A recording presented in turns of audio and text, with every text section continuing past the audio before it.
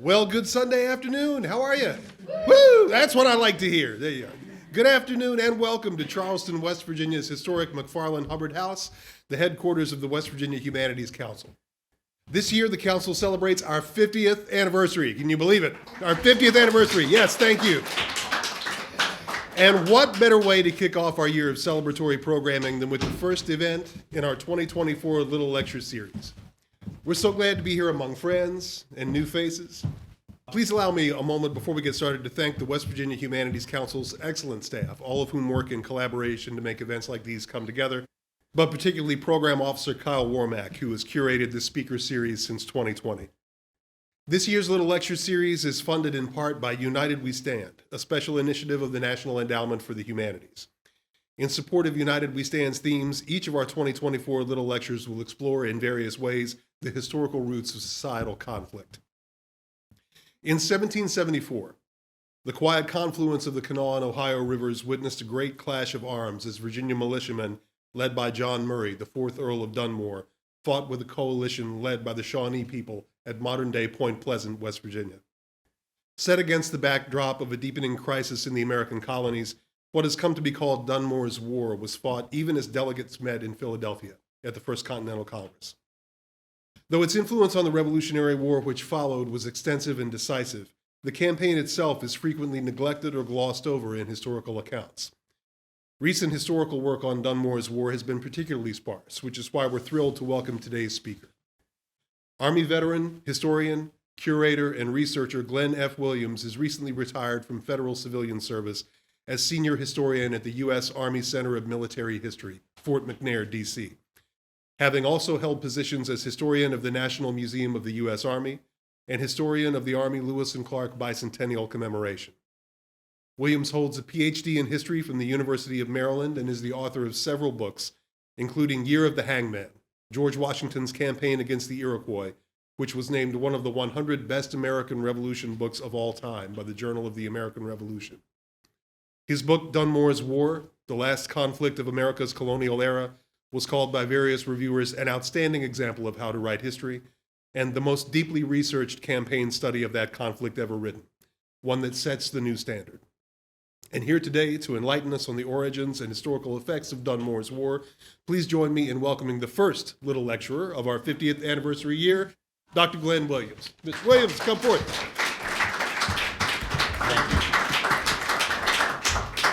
Thank you for that kind introduction and for having me here and being the first one to lead off with this series. You know, people ask me, well, why'd you write about Dunmore's War? You know, and you sure do love that obscure stuff. I say, yeah, it's so obscure. I wrote 400 pages on a war that only lasted 6 months that nobody's heard of. So this is what we're going to be talking about today. If I can work, there it is. There are a few misconceptions about Dunmore's War. I list some of them here. One is that it was only fought as a land grab. I hope to dispel that myth. You can see some of the other ones. The most famous, probably, of course, is it was a British attempt to divert attention of the American colonists away from the looming Revolutionary War. And the other one I like to dispel, too, especially, is that the Virginia militia fought like Indians. Now, just to give a little background, who's heard of the Royal Proclamation of 1763 before? What does it say? You didn't know it was going to be a test, did you? Go west of the Allegheny.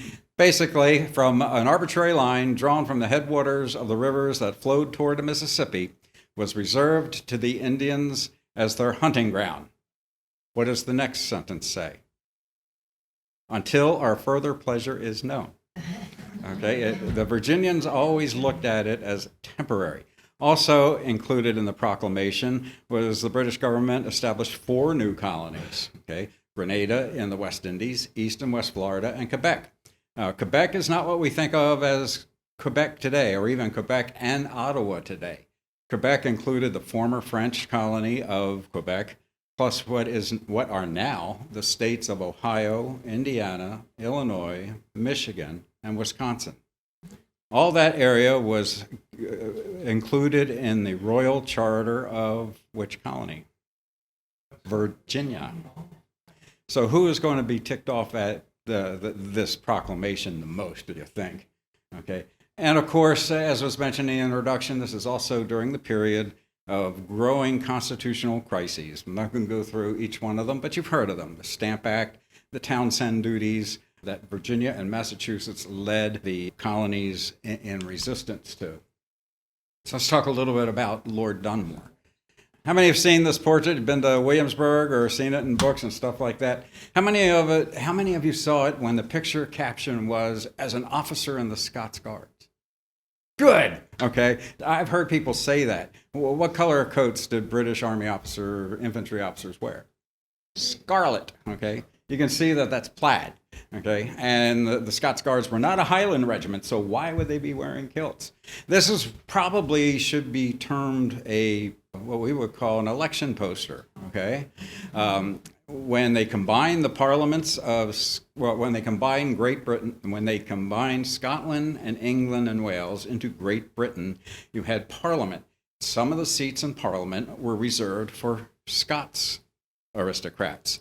This is, I would say, his campaign poster when he was running to be one of the representative peers of Scotland in the House of Lords. So that's what this is from 1761, I believe, right after he left the army, as a matter of fact. He liked Americans, and a lot of people don't realize that, especially if you go to Williamsburg. Some of the interpreters say he was the villain, right? But when anybody know when the Townshend duties were repealed? What day? March 5th, 1770. Anybody know what day the Boston Massacre occurred? March 5th, 1770. Okay, coincidentally. But when Britain decided to repeal the Townshend Acts in the House of Lords, the upper house of the Parliament, it's Lord Dunmore who seconds the motion to repeal those acts. And in his speech, he says, the Americans, if left to themselves, will soon be quiet. Some historians call the period between the Boston Massacre and the Boston Tea Party as the period of quiet. He's soon appointed to be the royal governor of New York, which he loves. He loves that job. When he gets there, part of his speech that he tells the people when he first takes office is the Constitution is fixed. Like I said, we're not going into the Townshend Acts, but he was against the Townshend Acts because, like most American colonists, they said it was unconstitutional. So that's what he means by the Constitution is fixed. And soon he is appointed to be the royal governor of Virginia, and it's supposed to be seen as a promotion. It's the biggest, the wealthiest, the most populous colony in the British 13 Old English colonies. But he didn't want to leave New York, so he kind of drags his feet. He doesn't get there to March of 1771 when he takes office there. And I think it's pretty interesting that when he gets there, he does become popular, regardless of what some Williamsburg interpreters will tell you. He's very interested in westward expansion.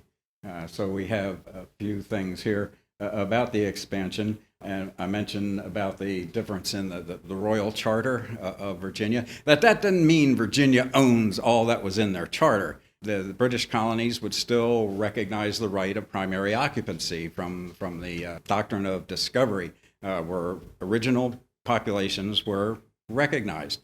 Going back to that proclamation of 1763, when there was acquisition of Indian land, a few conditions had to be met. They had to be done as part of a treaty in which the Indians were represented, and they had to be presided over by a representative of the crown.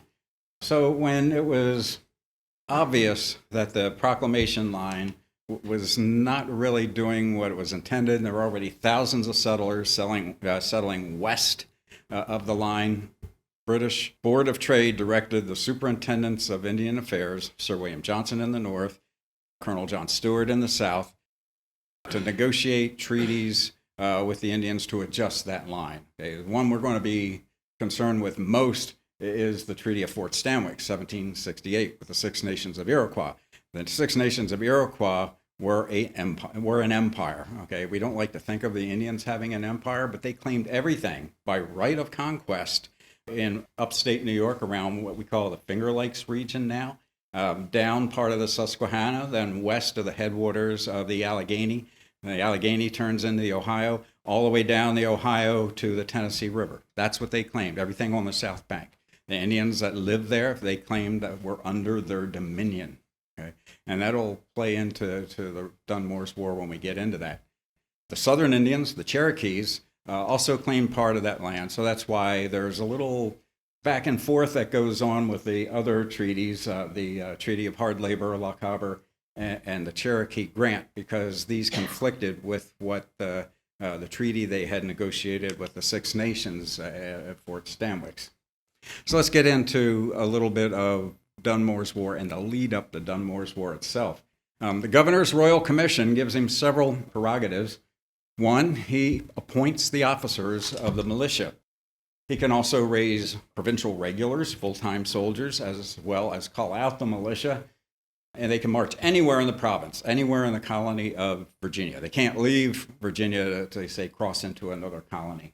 He can issue the order to draft men. How many of you heard people say, well, my great whatever joined the militia? You didn't join the militia, okay? When you turned 18, you were in the militia, okay? It was not a voluntary organization. Yes, some people participated as an avocation, and if they had to conduct an expedition, the company commanders will call their men together in a muster. The town A, your quota is for 10 men to go on this expedition. If 10 men didn't raise their hand and cross the line and join, well, then they drafted the rest. It was, some people say, well, the militia was kind of like the National Guard. Well, no, it's more like selective service, okay? The guys that participated in avocation, that was more like the National Guard. And he could also issue orders. They could impress supplies, boats, cattle. The governor could issue letters of marque during wartime, privateers, okay? And he could declare martial law during time of war as well. The governor's prerogative as far as military goes also included the power of the sword. He was the executive. His commission read he could command all persons, okay? Even those that weren't actually in the militia. He could defend his colony from invasion, suppress rebellions, and pursue attackers out of the colony and establish fortification when he so deemed necessary. However, the power of the purse remained with the General Assembly. And this is one of the things, if you want to talk about the Stamp Act and Townshend Act gets into this. The colonists saw their General Assemblies as the equivalent of Parliament. The Colonial Council, appointed, sat in place of the House of Lords in England. In Virginia, the lower house, the elected representatives, the House of Burgesses, sat in the place of the House of Commons. And the royal governor acted as the king's viceroy. Some laws still had to go back to England to be approved by the king, but that's basically how it was set up. The governor could call out all the militia he wanted to do, no matter what he wanted to do with it, but he couldn't pay them. He had to rely on the General Assembly to pay for them. Primarily, like in England, like in our own Congress, any bills to raise money had to start in the lower house, the Burgesses. So, that's how they had a string on check and a balance of how the elected representatives of the people could check the power, the royal power of the royal governor. Down at the county level, the guy in charge of the militia was called the county lieutenant. He held the rank of colonel, and he had a lot of the same duties that the governor had as far as the military goes, except at the county level. Raise, order, and march troops anywhere in his county to meet an emergency. Whereas the governor appointed field officers, colonels, lieutenant colonels, and majors. The county lieutenant, along with those majors and lieutenant colonels, appointed the captains. And together they would appoint the lieutenants and the ensigns. So that's how this system worked. Can anybody read whose commission as a county lieutenant this is? Thomas Jefferson. We don't really think of Thomas Jefferson as a military officer, but he held the rank of colonel in the militia. One of the important things here, down at the local level, this was the guy that was in charge of disciplining the militia, making sure they conducted their musters and training and so forth. Then we get down even further. The law stated, the militia law stated, that all free white males, age of 18 and 60, had to be listed. Notice it doesn't say enlisted, it's listed, okay? They took them from the same rolls that you paid your taxes on. That's another myth, that Americans didn't want to pay taxes. They paid taxes. They paid taxes to their parish. They paid taxes to their county. They paid taxes to the province. They paid taxes to the king. Okay, just that they wanted them to start by, freeborn English subjects could only be taxed at their own consent by their own elected representatives. So that's the rub, the constitutional crisis between the colonies and Parliament at this time that's going on. Some people were exempt from service. Didn't mean they were exempt from the militia. Okay, they still had to do something. Those that were exempt from the militia altogether fell into a couple categories. Ministers of the Church of England and the faculty of the College of William and Mary, period. Okay. And just so happens, most of the faculty at William and Mary were Anglican ministers, so they were exempt from having to do any service. Some people were exempt from having to perform duty, having to attend musters. But if they did, say a justice of the peace, although most of the justices of the peace were serving in the militia as officers, but if they took that excuse from mustering, they had to pony up some money. So every soldier had to have a firelock or a musket or a fowling piece, or if you lived on the frontier, a rifle. Every soldier had to have a cartridge box to hold his ammunition. And if he couldn't buy a cartridge box, he was allowed to substitute a powder horn and a shot pouch. Every soldier had to have a bayonet. If he didn't have a bayonet, or if he was armed with a rifle, it wouldn't take a bayonet. He had to have a tomahawk, something for that close-in fight. So they had to have some things. And the county lieutenant had to make sure that all these units were conducting their training. A company was required to have what was called a private muster, the company's muster, 4 times a year under the command of the captain.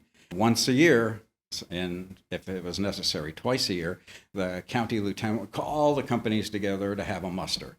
Oh, while we're at it, when you saw the picture of Thomas Jefferson's commission, on another version of this presentation, I have a portrait of Colonel Charles Lewis. Well, it just so happens you have it in the next room, so you can see it. And I want you to note what color his uniform is, okay? Because, you often hear the Second Continental Congress, Washington attended it in his militia uniform, and people think it was that famous Charles Wilson Peel portrait of him in his Virginia regiment uniform from the French and Indian War. No, it was a completely different uniform. Had he been an officer, a county lieutenant in the militia, he would have worn that red coat, just like Charles Lewis is wearing. Also, I'd like to get into a little bit of the training, and this kind of addresses that myth I was talking about before. The men on the frontier were used to fighting against Indians, and during the French and Indian War, they were part of the ones that developed light infantry or bush fighting tactics, okay, because they're armed with rifles and they're used to learning to fight with Indian allies or against Indian enemies. So they developed their own, and they combined it with what the British were doing in Great Britain in the open order fighting there, and they just came up with something new, which they called bush fighting. A couple things about the militia while we're on that subject. You've heard of Rangers. How many have seen the Spencer Tracy movie, Northwest Passage? Okay, Colonial Rangers were nothing like that, at least in Virginia. In Virginia, Rangers were for frontier defense. They would patrol, they would look for signs of Indian war parties in the area, they would reinforce the local militia, they would warn the local militia if they were going to be attacked. That's what Rangers were like in these days. And they were run by their counties, by the way, not the colony. We already talked about volunteer or drafted. If they were going to be called to colonial service, then the House of Burgesses had to pass the law to raise the taxes to pay them. When the Rangers were on duty, they were exempt from paying county and parish taxes as well. Don't want to go into all the details. I have a book out there that it goes really into detail about it. But there was always some problems on the frontier, especially after those treaties I showed you. And a lot of it is a clash of cultures, okay? Think of it, okay? Indians who had been used to hunting west of that proclamation line for years, okay? They go hunting, and now when you have settlers there, Settlers have, they think the treaty has taken care of everything. They buy some property rights. They clear out, or they say improve the land by clearing it out and planting crops, fencing it in, raising domesticated animals, putting up fences and things like that. Indians come across, they think, well, okay, the land is ceded, but that means we can still hunt here. So an Indian hunting party comes on a farmer's land. They don't see any deer because the domesticated animals have made deer scarce. But they see a cow, so they kill a cow. Now they're going to have to take it back to their Indian town. So how are we going to get it there? Okay, there's a horse. We're going to spend the night, so we have to have a fire to cook with. The trees are all gone, but there's a fence. So the Indians are adapting to this new way of hunting, but what does the settler think? They've killed my cow, they've destroyed my fence, they stole my horse, they've trespassed on my property. And some of these incidents lead closer and closer to war as we get into 1773 and 74. Things were just starting to get worse to where it looks like there's going to be a war with some of the Indians. Now, the Indians that are most inimical, the most hostile to British interests are the Shawnees. Most of the others under the dominion of the Six Nations. And when the Six Nations say, we have ceded this land, you're going to have to move to the north side of the Ohio. Shawnees have a different view of this. If anybody ever read the writings of Conrad Weiser by any chance, he was a Pennsylvania Indian agent in the 1740s. He gives a description on how the Indians relate to each other. And he mentions that the Six Nations of Iroquois claim everything by right of conquest. And those Indian nations that they defeated are under their dominion. He starts out by talking about the Delaware. He says the Delaware were defeated by the Six Nations, and they ritually took away their breechclouts and put petticoats on them. When they talk sternly to them, they call them women. When they talk gently to them, they call them nephews, kind of reinforcing that superior subordinate relationship. The Shawnees, however, were dispersed by the Six Nations, but in the 1750s, around the time of the French and Indian War, they're allowed to settle again back on the north bank of the Ohio. And Conrad Weiser says, but they have to agree to live under the Six Nations' dominion. Then the next line says, for which the Shawnees mortally hate them. So there's a dynamic between the different Indian nations as well. And things start to get worse and worse. And what really busts the war loose is something that happens at Baker's Bottom. Baker's Bottom is on the south bank of the Ohio, across the river from the mouth of the Yellow River, where there was a Mingo Indian hunting camp. The Mingo are part of the Six Nations. They are British allies. But for some reason, some settlers couldn't tell the difference between friend and foe Indians. And they invite some of these Mingo over for a party. Some described it as it included a shooting match. Some included just a drinking party or whatever. Long story short, when they come over to the South Bank, a group of settlers under a guy named Greathouse massacres them, brutally massacres them. Some of the Indians that are killed are close relatives of a Mingo leading warrior named Logan, and he decides he's going to exact revenge, and he starts leading a war party of Mingo to the South Bank to raid Virginia settlements. The Shawnees, who are already itching for a fight, join him, and pretty soon the Shawnees are really engaged in crossing over the Ohio, raiding settlements and things like that. And the Shawnees, although they're not within the Six Nations, they try to find allies. You can see some of the other Indian nations, they try to get to join them. Yes, they get some individual warriors from some of these tribes, but the Six Nations say, no, if you're going to ally yourself against Virginia, you're going to speak to us and answer to us and our military, diplomatic, and economic strength. And the superintendent of Indian Affairs in the North, Sir William Johnson, calls a conference at Johnson Hall, his estate in upstate New York, run by he and the Six Nations, and they pretty much isolate the Shawnee so they don't have any allies. Now, the militia law was expiring, which kind of complicates things. Dunmore wanted to raise a couple regiments of provincial regulars. The Burgesses didn't want that because they're expensive. You have to pass money, you have to raise taxes, the soldiers have to be paid from the minute they sign their enlistment documents, and you have to pay them until they reach their discharges, whether or not they're used on campaign or whatever. The Speaker of the House of Burgesses told the governor, but as Commander-in-Chief of the militia, you have the authority to call out the militia now. You don't have to wait for us to pass any legislation. And by the time you come back from the expedition, we'll have passed a new militia law so you can pay the soldiers, because the militia get paid in arrears anyway. They don't have to be paid up front like regulars. So that's what sets the stage for the force that's going to fight Dunmore's war. How many have seen this map before, maybe? Probably some familiar places on here. Camp Union, where Lewisburg, West Virginia is. Kelly's Creek, just up the stream. The Elk River, right in the middle of the area that's going to be covered by Dunmore's war. Most of the fighting takes place on the South Bank. Indian raids or attacks on the settlements.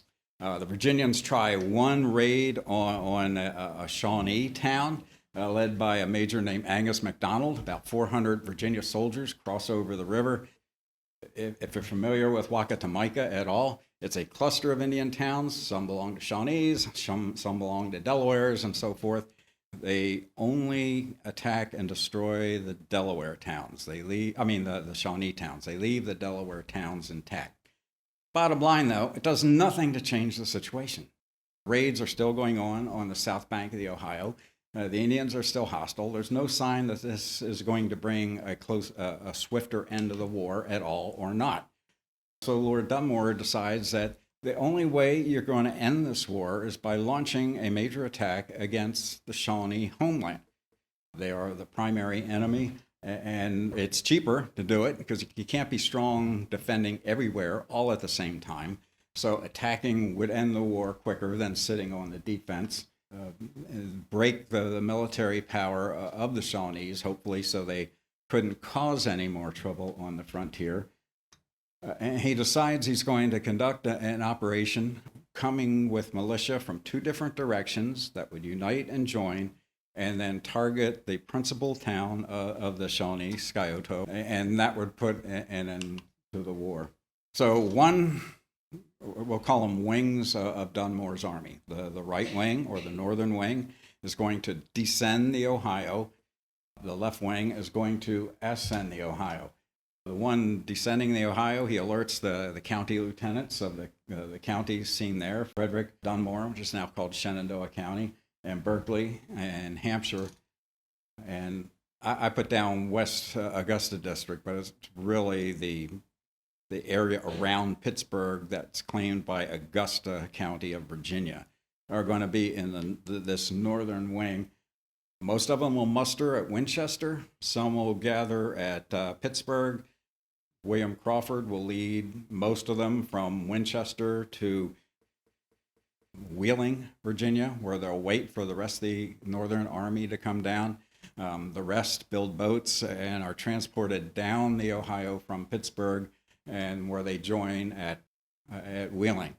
The intended objective is that they will meet the other wing, which we'll describe in a minute, across the Ohio River, where the mouth of the Little Kanawha River is, near the Hockhocking River, and then they'll join there and march into Indian country. But that plan gets changed. This northern wing will continue to do that, but the southern wing, which is going to muster at Camp Union, like we mentioned, at Lewisburg, 1,300 men from these counties, Augusta, Botetourt, Fincastle, plus some of the ones that Dunmore said they had too many with his wing in the north. So they assigned them to Andrew Lewis, who's going to command this southern wing.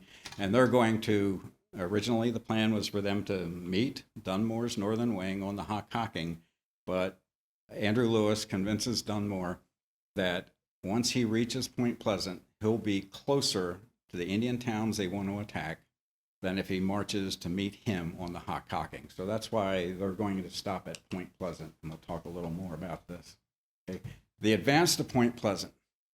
First, They don't have enough pack animals. Okay, so most of the equipment that goes overland is going by pack horse. So Lewis divides his force into 3 marching orders. His brother, Charles Lewis, whose portrait is out there, is going to lead the first one. And he's taking a bunch of the pack animals with him, and he'll march from Camp Union to the Kanawha River. When he gets there, he sends back his pack animals for another load of supplies. And he starts to build a magazine, a place to store ammunition, fortified, and canoes. They have to build 18 canoes because don't have enough pack animals, and in this era, most supplies go by water anyway. So they start building canoes. 2 days behind them, Andrew Lewis is marching with William Fleming and his march order, and they eventually join up here, complete building the magazine, complete building the canoes, and they're ready to march further down the Kanawha from there. The last march order is made up of Fincastle troops and all the other equipment that's going to arrive later, and they're going to be about 5 days behind the rest of the force. So around the 1st of October, Andrew Lewis and his combined force of Charles Lewis's and William Fleming's troops march to Point Pleasant. They get there at about the 6th of October. They reach Point Pleasant, which is at the mouth of the Kanawha, where it has the confluence with the Ohio. So what's going on at a town near the confluence of the Schuylkill and the Delaware? The First Continental Congress is going on at the same time. But these are totally unrelated, except they're happening at the same time. They get there on the 6th of October. Lewis has his men send out patrols and everything. They don't see any Indians. They see hunting parties, but that's about it. So they start to make another one of these magazines, fortified place to store stuff, before they cross over the Ohio and advance on the Indian town at Scioto. As they're building this, they built some fortifications, and they're waiting for the rest of the Fincastle troops to arrive. So around the 10th of October, the Shawnee army, under the command of their commander, their chief Cornstalk, are making their way down from their principal towns. Now, remember the two sizes of the two militia forces coming, about 2,500 men altogether. Cornstalk can muster about 800 warriors, mostly Shawnees, but including some from the other tribes that we talked about. His only chance of defeating the Virginians is to first hit one of the wings of the Virginia army and then rush back to defeat the other one, the one that's traveling with Dunmore. Doesn't necessarily have to defeat them outright, but make them suffer so many casualties that they decide it's not worth pursuing the rest of the war before he turns against Dunmore. So around the 6th, or around the 9th of October, Cornstalk arrives on the north bank of the Ohio. His men build rafts. They cross over the Ohio to Old Town Creek, about a mile north of the Virginia camp, and they settle in for the night at an abandoned Shawnee town, which was called Old Town, and they prepare for battle. Their plan is to attack the Virginians first thing in the morning, hopefully before dawn, before they're ready, before they're organized for any kind of defense, inflict casualties on them, maybe defeat them, but at least make them turn around and retreat back up the Kanawha. Early on the morning of the 10th, two of the companies that are with Charles Lewis's Augusta County line are actually from Fincastle County. Their commanders decide to send 2 men, each of them sending 2 men to go hunting for game to supplement their army rations. Okay, so you got 4 men out there hunting, 2 groups of 2. And they move north to near Old Town. And as one of these groups of hunters steps into an open field, they say there were so many Indians you couldn't cross the field without stepping on one. The Indians are alerted and open fire. One of the hunters gets killed, the other one runs back to the camp. The other group of 2 hunters run into an Indian party advancing down on a scout. They exchange fire. Both soldiers survive, but they also run back to the camp, shouting the password, telling everybody, get on alert and everything. Most of the soldiers are already awake, but they're not ready, so the order is given to sound the assembly and under arms. So the militia start to respond and fall in. Colonel Andrew Lewis, who's overall commander, his two principal commanders, his brother Charles and Colonel William Fleming. He tells them, don't worry about your company organizations. Each of you take the first 150 men that are ready to go and go see what's in front of us. We think it's a scouting party, a big scouting party, but a scouting party nonetheless. So on the left side, along the riverbank, William Fleming is leading his men north to see if they can run into the Indians that have been sighted. On the right flank, following Crooked Creek, is Charles Lewis and his soldiers, mostly Augusta County soldiers, moving up north to find what these scouts have seen. As Charles Lewis steps into an open field, the Indians open fire, and he is mortally wounded. Okay? He is helped back to the camp where he'll die, but his men try to form a line across that part of the point. Almost at the same time, Indians open fire on Fleming's troops, and he takes 3 bullets. He'll survive, but he's seriously wounded, and he's helped back to the camp as well. So things are going to crap, as we say in the Army. The Indians are attacking. You have these 2 columns that there's a gap between them. Nothing, if they can get into that gap, there's nothing between them and the main camp of the Virginia Army. There's 150 of them. They try to form a line together to make it all the way across the point. Okay, but they don't have a field officer. So John Field, Culpeper County County Lieutenant, who is on the expedition as a major because he only raised 3 volunteer companies. Colonel Lewis puts him back as a colonel and sends him forward with 250 replacements to try to repair the situation. So he leads the reinforcements forward. They are able to solidify that line all the way across the point, but they've been pushed back. So to the point where the guys back at the camp can see the fighting going on. This is probably the biggest mistake Andrew Lewis has ever made in his long military career, was saying take the first 150 guys out and go out there without any consideration for their companies. Some of these reinforcements that are going forward in units led by their lieutenants.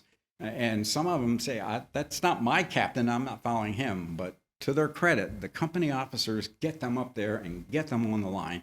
And the battle continues and it rages. And finally, the Virginians are able to start pushing Cornstalk's troops back up the point.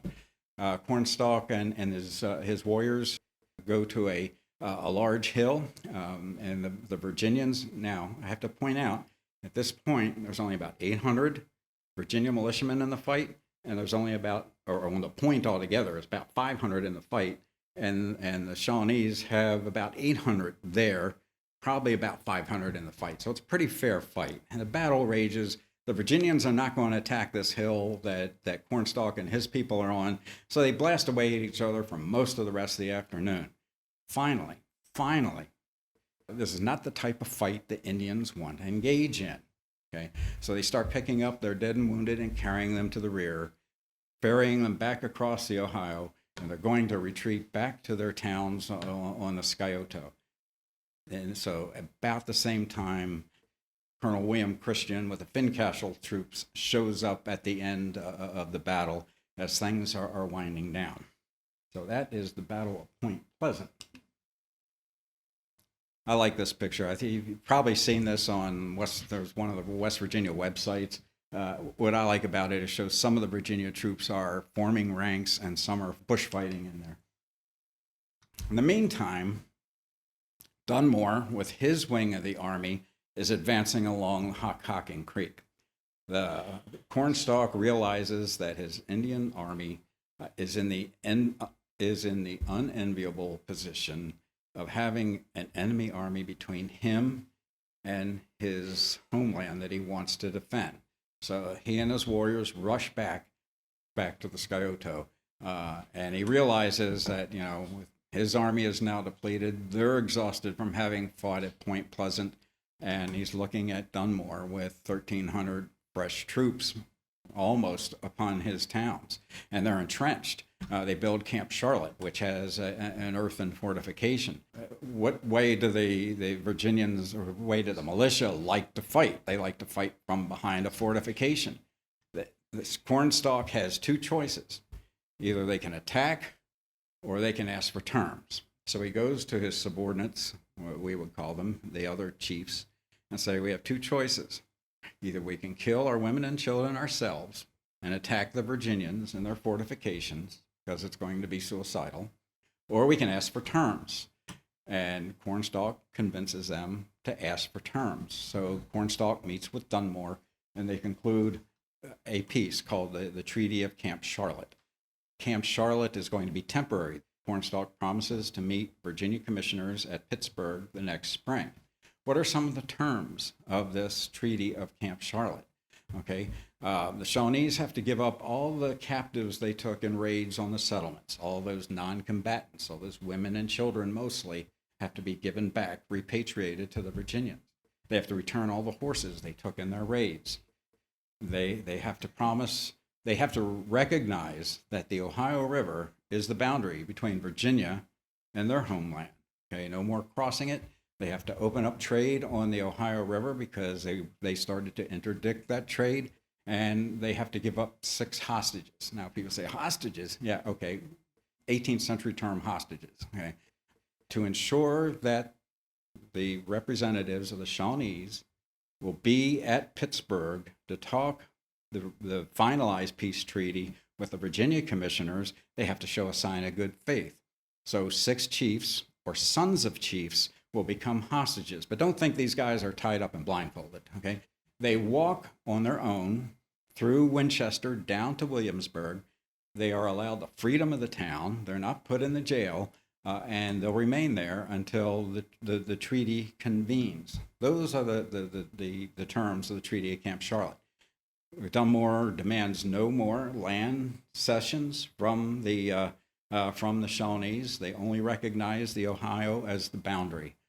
So, and Dunmore also insists that instead of looking at Pennsylvania as their primary trading partner, they will now consider what we would say Virginia is their most favored nation trading partner. So those are the terms, and of course Cornstalk accepts. Dunmore heads back to his capital at Williamsburg. The Virginia militia slowly goes back to where it started, although they leave 3 garrisons along the Ohio to defend the river. Dunmore gets back to Williamsburg. He is toasted. He is congratulated. They throw him a ball. He's the hero. And then he sits down. I like to say he goes to his office and goes through his email. But he's been gone. Lord Dartmouth, the Secretary of State for the Colonies, has a pretty scathing letter waiting for him. Okay, where the heck have you been? Did you know that some people from your colony attended this General Congress in Philadelphia? Do you know what they talked about there? What in the heck were you doing on the frontier? So, he gets his lunch handed to him there for a little while. But slowly, this is where the revolution starts to take effect. By April, Dunmore is the villain because he's trying to maintain royal authority. But for a while there, he was pretty popular. And of course, we know in June, he leaves Williamsburg, never to return again, as the Revolutionary War gets more and more underway. So going through some of those misperceptions that we talked about earlier, it was not a land grab. Dunmore did not ask for any land cession or demand any land cessions from the Shawnees. Was it motivated by racism? I think it was more that clash of cultures, the way the Indians hunted versus the way the settlers farmed. Indians were all peaceful. No, they weren't. The Shawnees were itching for a fight. We already talked about that. British attempt to divert American attention. Well, they didn't know the Revolutionary War was coming. Okay, it erupts in April of 1775. They're still trying to resolve things peacefully. They called it a redress of grievances. It hadn't yet elevated to the point of rebellion, much less revolution. And let's see, myths about the Virginia militia. No, they didn't fight like Indians. They fought Indians. And I think that gets me to the end of my talk. Unless you have any questions, this concludes my presentation. Thank you very much.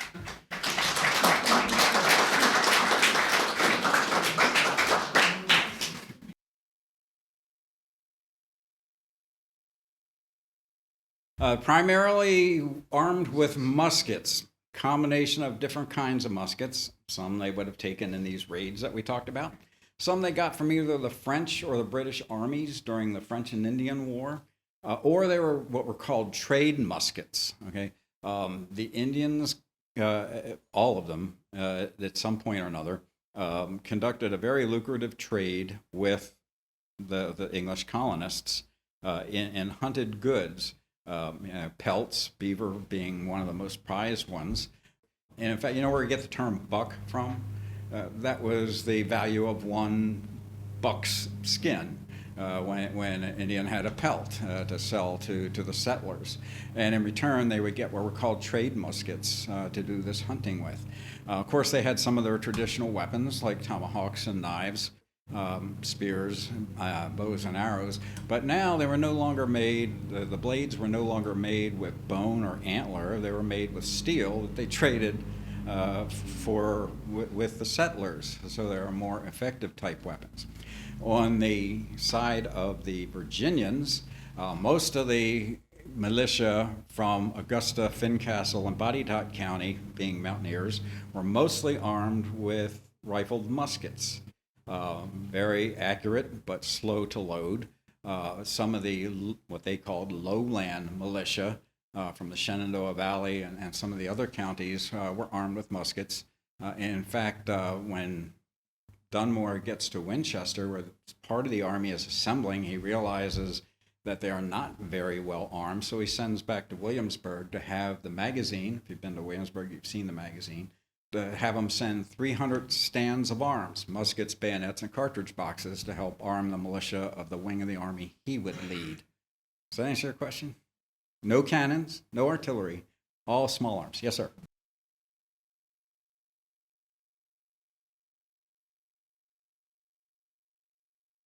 The plan changed a couple times, so I didn't go through them all. Originally, they were supposed to meet at Point Pleasant.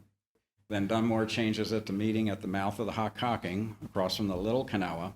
And it's Charles Lewis, and when he gets to Point Pleasant and he gets the message from Dunmore to meet him at the mouth of the Hockhocking, convinces Dunmore that he is closer to the Indian towns where he is than to march all the way up to the Hockhocking and join him there. So Dunmore gives him the order to march and meet me at the Pickaway Plains, which is the area near the main Indian town on the Scioto.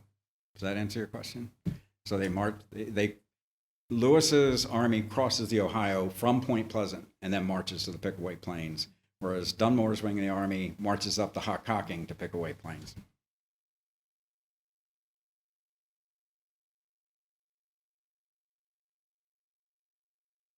And nobody can ever explain how he came to that. He was faithful to the royal governor at the time. Yes, they had their differences. If you read their correspondence, all these militia colonels are using a salutation in His Majesty's service. That myth about Lewis thinking that Dunmore set them up to fail mainly erupts after the war. And I don't think anybody's ever actually said he said that. It's secondhand, because he died in 1781. So it's before the Revolutionary War even ends. But it's during that period where they try to villainize Dunmore for everything. He walked through the streets of the town of Williamsburg, kicking dogs and shouting at kids. Nah, didn't happen. Does that answer your question in a roundabout way?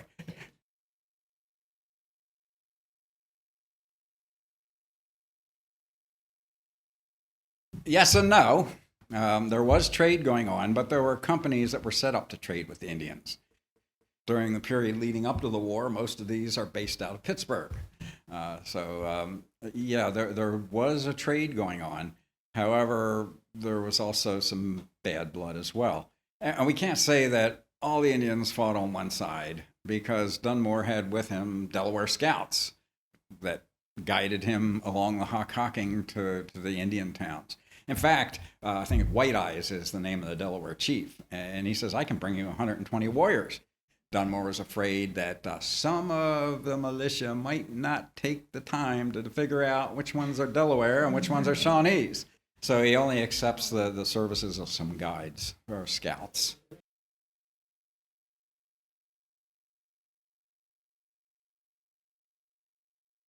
Because some of the Indian nations were solidly on the British side. Although they don't come into the war in full participation, a lot of them don't come into full participation in the war until 1777. You'll see a divide among them, too. Among the Six Nations of Iroquois, the Six Nations being the Oneida, the Tuscarora, the Mohawk, the Cayuga, the Seneca, and I'm missing one, the Onondaga. Four of them side with the British. Only the Oneida and the Tuscarora side with the U.S. Of the Delaware, that's totally different. Some bands of Delaware side with the U.S., some bands of Delaware side with the British. The Shawnee are almost all British allies. And then some of the others pick and choose sides. Sometimes some Cherokee are on the American side, sometimes they're on the British side. So it's kind of hard to tell. But what Jefferson is talking about in the opening paragraph of the Declaration of Independence is those Indian nations that have already cast their lot with the British side and are raiding the frontier. That's what he's talking about. Not all Indians, but say these hostile parts of the Six Nations, not all of the Six Nations. Does that answer your question? He's not talking about all Indians. And remember that opening line in the Declaration of Independence, most of the Declaration of Independence, is not necessarily directed at the colonists, although it is to a degree. It's directed against the other powers of Europe, France and Russia, Prussia, to hasten the recognition of this new independent United States. So it's not just about listing the grievances, it's trying to elicit sympathy from the European powers.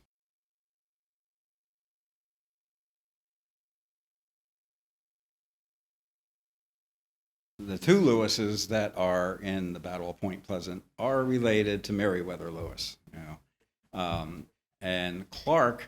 There was a George Rogers Clark is a captain in the army that Dunmore is leading, and William Clark is his youngest brother. And William Clark is the one that's the co-captain of the Lewis and Clark expedition.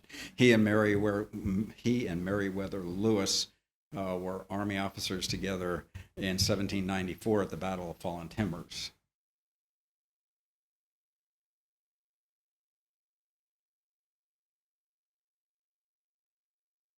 If you read some of the other accounts of Dunmore's war, when they blame Dunmore for everything, it's a land grab and all that kind of stuff.